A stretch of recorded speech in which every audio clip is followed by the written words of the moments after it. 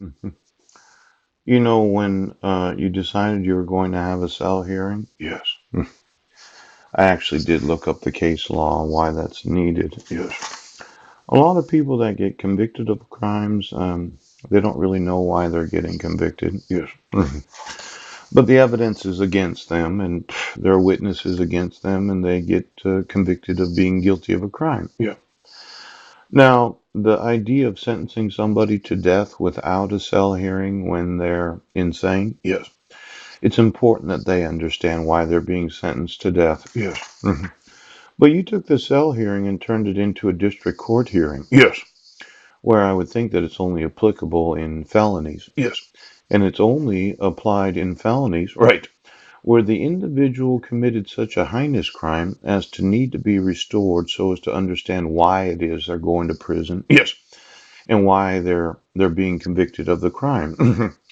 Now you can go through a whole trial. Yes. You can be arraigned and somebody can say, well, you were in Jefferson County and you did this. Yes. The individual says, no, I didn't do that. Well, you're delusional. Of course you did.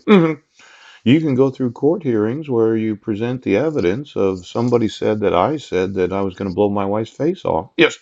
I could present the evidence that I was making videos that morning. Yes. I was sending emails that afternoon. Yes, he was. I was out a house sitting location where I was sending emails. I can give you the IP address. Right. And I was at a community meal that Friday. Mm.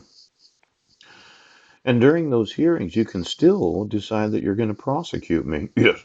because somebody said that they saw me Yes. at the Brennan School District. The place of the actual location where my wife lives. They'd seen something Yes. that led them to believe that I was the individual that had perpetrated the crime. Now, your witness Yes. would have to prove to a jury of my peers Yes. that I was the one that was in Jefferson County on that day, Mm-hmm.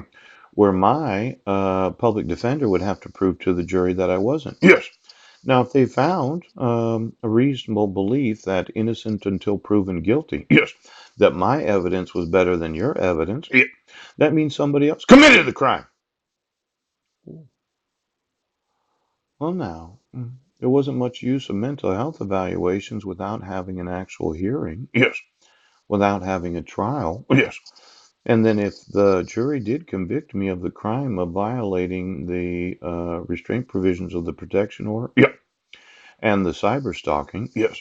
you might have said, well, Paul, you're crazy. Your evidence was not sufficient to have the jury find you not guilty. Yeah, you were stupid. You were sitting in front of the Masonic Temple from 20 minutes to 9 until 11:40. Yes.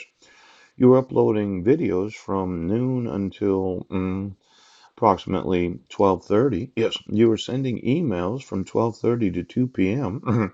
Senior Center logbook says that you had signed in that day. Yes, he does.